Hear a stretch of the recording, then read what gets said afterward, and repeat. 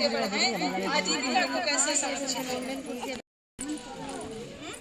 ये बर्बाद होने देना चाहिए, क्योंकि हम सब जो काम कर रहे हैं वो अपने आने वाली पीढ़ी के लिए कर रहे हैं। हमने इससे कोई महिला ऐसी जल्दी बैठ जा टिम्पल जो ये कहे कि हम अपने लिए कमा रहे हैं। है कोई? सब किसके लिए कमा रहे हैं? बच्चों के लिए, परिवार के लिए। हम कहते हैं कि हाँ हमें क्या करना है, हमारी जिंदगी तो पार हो गई, लेकिन हमारे बच्चे तो फिर हम सब क्यों नहीं सोचते हैं ऐसा संरक्षित करके जाएं कि आगे आने वाली पीढ़ी, जो हमारे बच्चे हैं, लड़के नाती हैं, उनको वो चीजें वैसी ही मिलती रहे, कि उससे कम हो जाए। हम जितनी जमीन होती है, कितना भी कष्ट सह लें, उसको क्यों नहीं बेचते हैं? कहते हैं कि थोड़ी सी जमीन है, हम अपने बच्चों के लिए रखेंगे। तो जो हम बचा करके रखते हैं, बेचते नहीं हैं, तो कम से कम उसको अच्छी रखेंगे। कैसी रखेंगे? अच्छी रखेंगे, जिसको हम बंजर करके न जाए, जो अभी उसमें दोना लग जाएगा। यानी ऊसर भूमि में क्या बीज उगता है? कभी नहीं उगता है। इसलिए उस जमीन को ऊसर बनाने से रोकना है, तो हमें जीरो बजट की खेती करनी होगी और जैविक खेती करनी होगी। जैविक में भी आपका पैसा लगता है, जीरो में आपका कोई पैसा नहीं लगता, क्योंकि हम जो गरीब हैं, जो हम किसानों की बात कर रहे हैं, जो गरीब हैं, जब तक उसके कारण पर नहीं जाएंगे कि क्यों गरीब है। गरीब तो है, ये सब कह रहे हैं कि गरीब है, लेकिन क्यों गरीब है, तो हमें उस अपने आय व्यय पे जाना पड़ेगा। हमारे पास अगर 10 बीघा जमीन है, तो 10 बीघा जमीन में जो पैदा हो रहा है, उस पर लागत कितनी लग रही है, और उस लागत के हिसाब से क्या पैदा हो पा रहा है? केवल हम अगर उस जमीन से खा पा रहे हैं, तो फिर क्या फायदा है, बताइए। अगर आप अपनी जमीन पे काम करती हैं, तो आप लागत के साथ साथ आपका समय भी तो लग रहा है ना। आप अगर उस टाइम में किसी की नौकरी करेंगे, तो 300 रुपए दिन भर में मिलेगा कि नहीं? महीने का 9,000 हुआ कि नहीं? और साल का आप जोड़ लीजिए, तो कम से कम उस जमीन में इतना तो आपको मिलना चाहिए। उसके लिए आपको कुछ अपनी तकनीकी बदलनी पड़ेगी, और जब तक आप उस तकनीकी को नहीं बदलेंगे, तब तक आप अपनी आजीविका जिस आय में है, उसको कैसे आगे तक उतनी बनी रहे, बढ़े और घटे नहीं, तभी तो आप आने वाले समय में जी पाएंगी। इसमें हम भौतिकवाद की तरफ जो भाग रहे हैं, उसके साथ साथ ये भी देखें कि इससे हमारा क्या फायदा है और क्या नुकसान है। आजीविका के लिए काम करती है कि कैसे महिलाएं आजीविका को आगे बढ़ाएं और अपनी आजीविका को आगे बढ़ा करके अपना स्वयं का, अपने परिवार का, अपने समाज का विकास करें, तभी हमारे देश का विकास संभव है। जीवन में कुछ बदलाव आया है, वो किसी भी तरह से आया हो, चाहे आय के स्तर पे आया हो, सामाजिक स्तर पे आया हो, जानकारी के स्तर पे आया हो, झिझक कम नहीं हो, कुछ तो बदलाव आया होगा ना। अगर वो अपने शब्दों में, अपनी ही भाषा में अपने अनुभव को बताएंगे, तो शायद हम लोग उसको कहीं लिख पाएंगे। हम अच्छा भोजन करेंगे। अच्छा भोजन का मतलब है कि हम पौष्टिक आहार, इतना पैसा देंगे कि हम भोजन में प्रतिदिन 6 रंगों का प्रयोग कर सकते हैं। कर पाते हैं? नहीं कर पाते। इसलिए जिनको हम स्वयं पैदा कर रहे हैं, यानी कि जो गेहूं है, धान है, बाजरा है, सब्जी है, मक्का है, तो ये चीजें जो हम लें, वो कम से कम उसमें ऐसा रासायनिक पदार्थ तो न पड़ा हो कि जो हमारे शरीर में धीरे धीरे जहर के रूप में प्रवेश करता है। उसका मूल्य संवर्धन कीजिए, यानी कि आप उन चीजों को बदल के बेचना सीखिए। जैसे आप आलू पैदा होता है, आलू आप ऐसे बेचेंगे तो 1 किलो आलू 20 रुपए का बिकेगा कि नहीं? लेकिन एक जो चिप्स का पैकेट होता है, वो शायद 1 आलू का भी नहीं होता है, और 5 रुपए का बिकता है। क्या हुआ है? मूल्य संवर्धन हुआ है, उसका वैल्यू एडिशन किया गया है। गेहूं बेचेंगी तो आप अपने दलिया को अगर जैविक कह के बेचेंगी तो वही 20 रुपए किलो का गेहूँ आप अपने ब्रांड बना करके बेचेंगी तो शायद 300 रुपए किलो तक भी बेच सकती हैं। आप पता कीजिए कि बहुत सारे एसएचजी की महिलाएं ऐसी हैं जिनका दलिया विदेशों में जा रहा है, स्वयं सहायता समूह द्वारा निर्मित किया जा रहा है और यही गेहूं है इसी खेत में ही पैदा किया गया है और 300 रुपए किलो जा रहा है। तो आप जब तक बड़े आदमी कैसे बनेंगे? आपकी आजीविका कब बढ़ेगी? जब आप 20 रुपए की चीज को 10 गुना ज्यादा में बेचेंगे। 20 रुपए की चीज को 20 रुपए का मेहनत करते हैं या 20 में ही बेच पा रहे हैं तो आप कहाँ से किसान आदमी की कैसे? इसलिए हर चीज का, जैसे कि दूध है, दूध का आप प्रोडक्ट बनाना सीखिए, अपने माल की ब्रांडिंग कीजिए। जो भी माल बाजारों में आ रहा है, कंपनियों से जो आ रहा है उसको हम स्वयं बना सकते हैं, पर हम क्या करते हैं? कंपनियों में काम करते हैं तो वहाँ हमको क्या मिलता है? लेबर के रूप में मेहनताना मिलता है और वो फायदा किसको होता है? कंपनी को होता है। खेतों में काम कौन करता है? किसान करता है, क्योंकि आलू का जो भी प्रोडक्ट है या गेहूं का जो भी प्रोडक्ट है, मैदे का जो भी प्रोडक्ट है, वो बाजार में जो आ रहा है, लेकिन इसको पैदा कौन कर रहा है? किसान कर रहा है ना। और गरीब कौन है? किसान होता है कि दूधिया के पास ज्यादा पैसा होता है? दूधिया के पास होता है ना।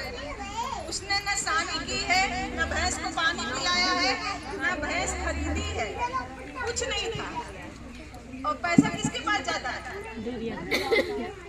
अब आप ऐसे अंदाज लगा सकते हैं कि आपको भी अगर आगे बढ़ना है तो आपको मूल्य संवर्धन करना पड़ेगा।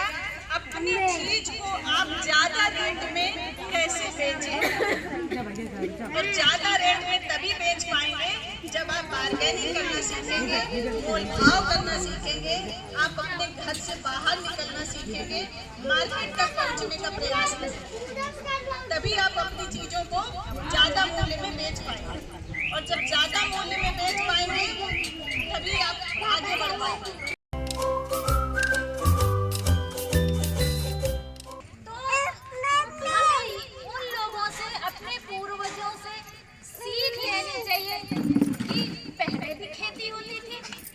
खेती हो रही है तो जो पहले खेती होती थी भले कम पैदा होता था पर उससे हम लोग स्वस्थ रहते थे। आज तो आपके भैंस भी जो चारा खा रही है, जो दूध दे रही है, उसमें भी हड्डियां हो रहा है। कैसे हो रहा है? आप लोगों ने कभी सोचा? आज हम मकान, सड़क, विकास की चीजें उसी पर लगे पड़े हैं। हम यहाँ पर आते हैं तो हम कहते हैं कि हमको क्या मिलेगा, पर इन सब चीजों में कभी भी हम ध्यान नहीं देंगे। तो हर चीज का हम जो प्राकृतिक है उससे हम जब छेड़छाड़ करेंगे तो कहीं ना कहीं हमको नुकसान तो होगा ही। इतनी हम दवाएं इस्तेमाल कर रहे हैं, इतनी रासायनिक खादों का इस्तेमाल कर रहे हैं जिससे हमारी भूमि बंजर हो रही है। बंजर हो रही है कि नहीं हो रही है? आज तो हमें लगता है कि हम बहुत पैदा कर ले रहे हैं, बहुत अच्छी हमारी खेती है, पर आने वाले समय में हम क्या कर पाएंगे इस जमीन में, कैसे कर पाएंगे, ये आप लोग हमसे बेहतर सोच सकते हैं। क्योंकि कहते हैं ना, पढ़ता कुछ नहीं कर पाता, जो प्रैक्टिकल करता है उसको ज्यादा अनुभव होता है। जब हम खेत पर जाते हैं, हम भले पढ़े लिखे हैं पर हम ये नहीं बता पाएंगे कि ये जमीन किस चीज बोने लायक है। पर आप लोग प्रैक्टिकल करते हैं तो आप लोग तुरंत बता देंगे कि नहीं, ये चना बोने लायक है कि अरहर बोने लायक है कि क्या करने लायक है, क्योंकि आप लोगों ने प्रैक्टिकली किया है। इसलिए भले किसान पढ़ा लिखा नहीं होता है पर वो प्रैक्टिकली करता है तो वो ज्यादा समझदार होता है। वो बता देगा कि ये मिट्टी किस लायक है। तो इस तरह की चीजों से हमको छेड़छाड़ नहीं करनी है और हमारा नुकसान हो रहा है। तो हमको जो गोबर की खाद है या केचुआ की खाद है, बहुत अच्छे वो खादें आ गई हैं, जिससे हम लोग अपनी ज़मीनों को जैविक तरीके से, आप लोगों को पता है कि जैविक जब खेती कोई करता है, मतलब घरेलू खाद से जब खेती करता है, उसका अनाज कम से कम 100 गुना महंगा बिकता है। बिजनेस की बात यहाँ पर अभी हो रही थी कि हम कैसे कमाएं। हम अभी कितने रुपए के किलो गेहूँ बेच रहे हैं? जो इस खाद से हम उपज कर रहे हैं, तो कितने किलो गेहूँ बेच रहे हैं? 30 रुपया, 35 रुपये, इतना ही तो कर रहे हैं। 20 रुपया, 22 रुपया, 22 रुपया, 30 कहाँ? अरे जो भी है, हमको रेट नहीं पता क्योंकि कभी खरीदते नहीं, हम तो खेती करते हैं। पता है जो ऐसी खादों से, गोबर की खाद से या जैविक खादों से पैदा किया जाता है, वो 100 रुपये किलो गेहूँ, 80 रुपये किलो गेहूँ मिलता है, जो कि बॉडी के लिए लोग ढूंढते घूम रहे हैं कि हमको बिना खाद का चीजें मिले, रासायनिक बिना खाद की चीजें मिले। हमारे अंदर इतना साइंस इतना ऊपर चला गया, इतना सारी चीजें, देश बहुत आगे बढ़ गया, पर कहीं ना कहीं हम वहीं पर खड़े हैं। अगर देखा जाए तो हम वहीं पर खड़े हैं। जैसे कि हम जानते हैं कि जल ही जीवन है, जानते हैं कि नहीं जानते? सारे लोग जानते हैं कि जल नहीं होगा तो कल नहीं होगा, बताइए।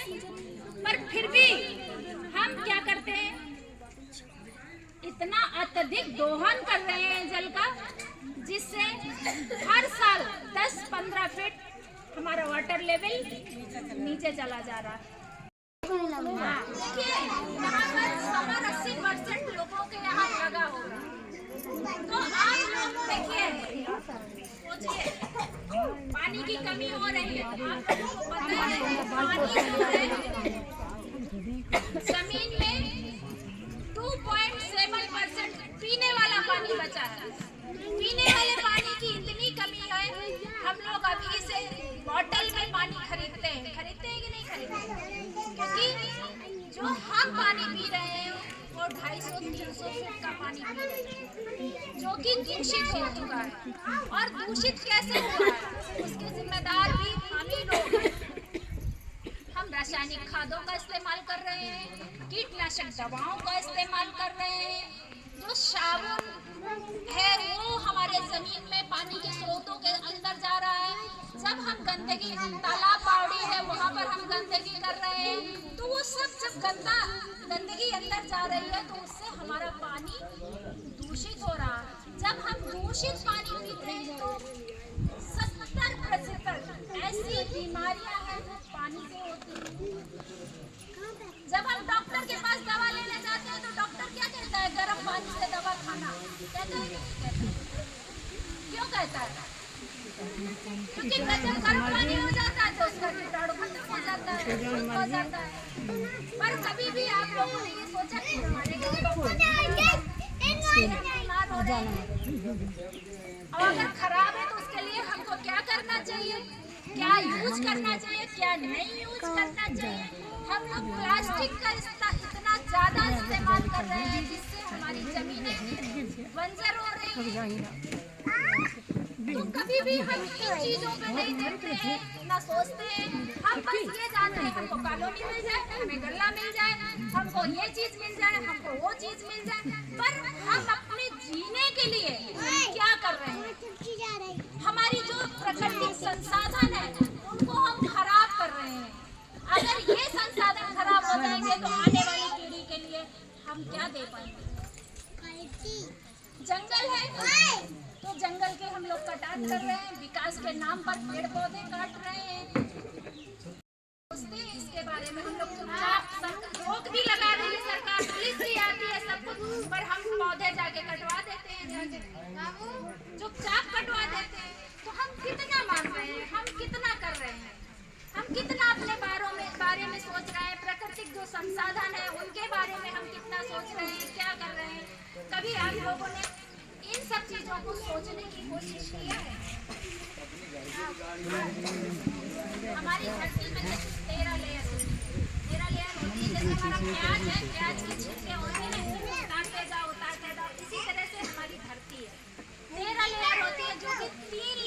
दूषित हो चुकी हैं। जो धरती की तीन ऊपर की सतह है वो दूषित हो चुकी है। हम लोग जो पानी इस्तेमाल करते हैं इससे ज्यादा गहरा बोरिंग नहीं करा पाते हैं, तो इसलिए हम जो पानी को बर्बाद ना करें, उसको सही से इस्तेमाल करें। जो हमारे शरीर के लिए, हमारे जमीन के लिए, हमारे पानी के लिए जो नुकसानदायक चीजें हैं उनको हम बदलें और आने वाली पीढ़ी को सुरक्षित करें। धन्यवाद।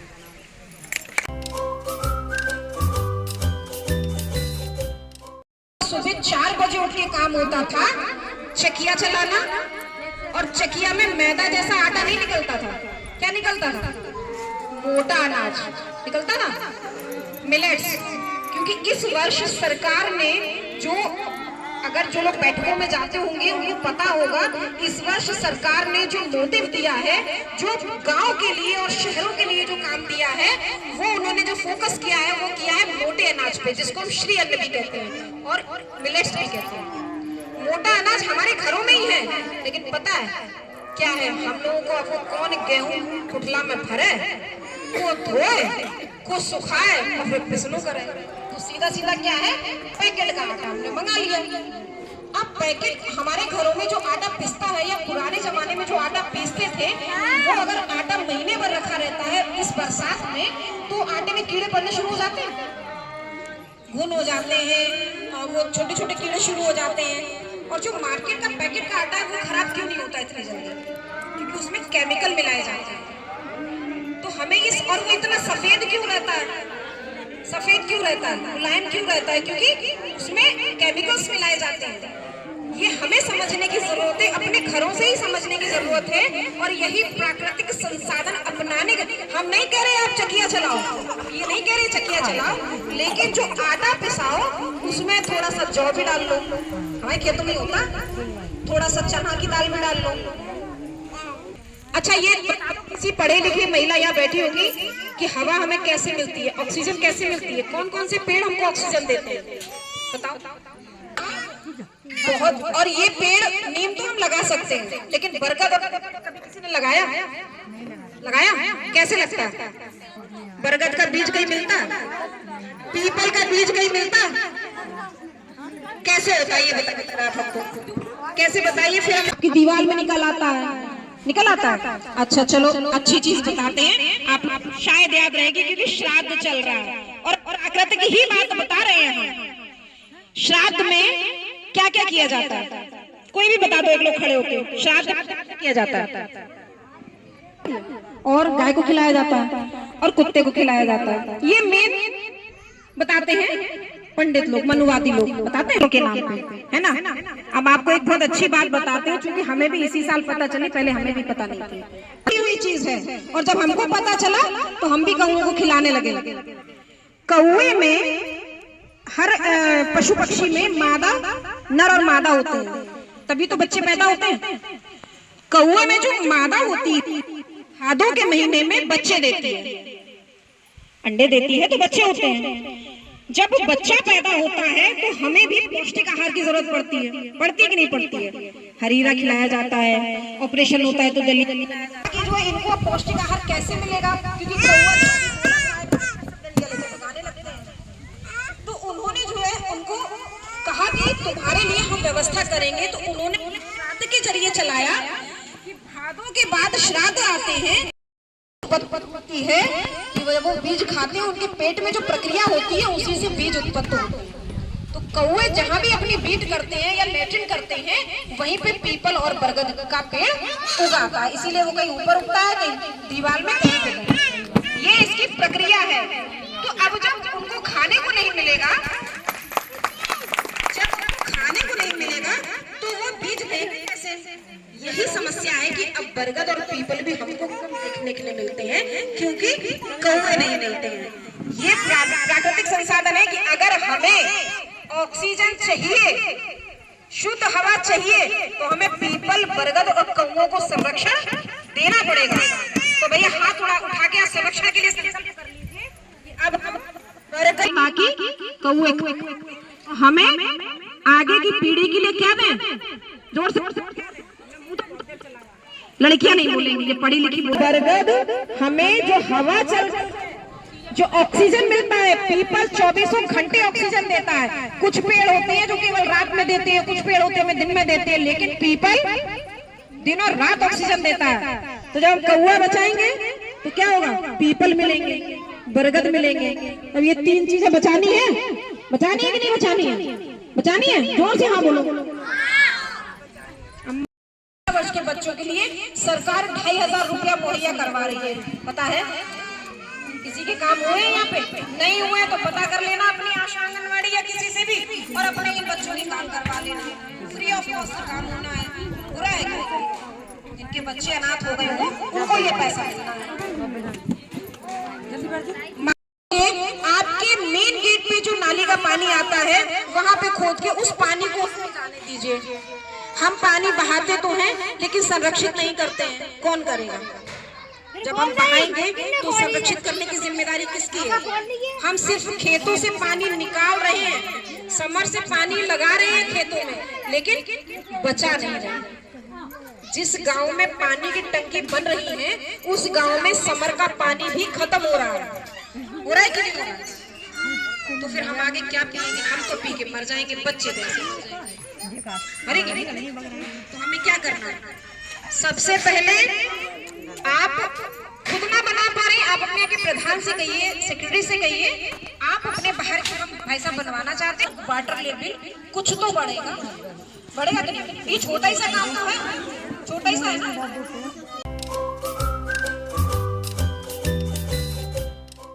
की तरीके का, और अगर जब तक हम यहाँ कुछ नहीं विकसित करेंगे तब तक हम अपने जीवन में कुछ भी हासिल नहीं कर सकते। इसी के संदर्भ में इन सबकी देन हम ही लोग हैं, जो हम लोगों ने प्रकृति के साथ में खिलवाड़ किया है, इसका दोहन।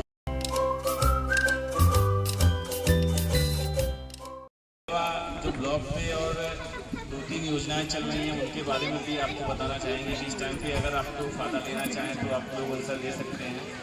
एक तो है कि मनरेगा जॉब कार्ड के अंदर अगर किसी के भी लगभग लास्ट के 3 साल अगर 100 दिन मनरेगा का कार्य उन्होंने किया है तो उस परिवार का जो भी सदस्य किसी भी प्रकार की ट्रेनिंग लेना चाहता है, 20-25 उसमें कार्य हैं, जैसे कि ब्यूटी पार्लर का कोर्स है, लेडीज़ टेलर वाला कोर्स है, या इसके अलावा कोई भी है उसमें 20-25 हैं, घर का कोई भी सदस्य अगर ट्रेनिंग लेना चाहता है तो उसकी तरफ से वो फ्री ऑफ कॉस्ट है। आप सभी लोगों को ट्रेनिंग मिलेगी RCT में और AM में ट्रेनिंग मिलेगी आपको। इसके अलावा दूसरा हम आपको एक और बता दें कि अगर किसी के घर में, आप लोगों के गांव में किसी के घर में अगर किसी की शादी फिक्स हो गई है, लगभग 6 महीने 8 महीने बाद शादी होने वाली है, तो उनका सामूहिक विवाह कार्यक्रम में अंतर्गत उनका फॉर्म भरवा दें। उसमें केवल आपको 1 दिन जाना पड़ेगा और जिस लड़के से शादी तय हुई है उनके आप साथ में जा सकते हैं। तो वहाँ से जाके आपको लगभग में 45,000 रुपये का फ़ायदा आपको मिलेगा। तो उसमें जाके अगर शादी फिक्स है और लगभग 6 महीने 8 महीने बाद होगी शादी, तो उसका फॉर्म इस टाइम पे भरे जा रहे हैं, आप सभी लोग भर सकते हैं। जिसकी शादी फिक्स हो गई है, ऐसा ना करें कि शादी हो चुकी है फिर भी जाके फॉर्म भर दिया, जिसकी होने वाली है, ठीक है। इसके अलावा जो तीसरा है, अगर किसी के घर में कोई विकलांग व्यक्ति है और घर अगर कच्चा है तो इस टाइम पे उनको आवास के लिए अपना सर्वे करवा सकते हैं, ब्लॉक में एप्लीकेशन देके उनकी सर्वे हो जाएगी तो उनको आवास। ये तीनों योजनाएं जो हैं इस टाइम पे ब्लॉक पे हैं, आप लोगों को इसी से संबंधित आपको बताया और ज़्यादा ना समय लेते हुए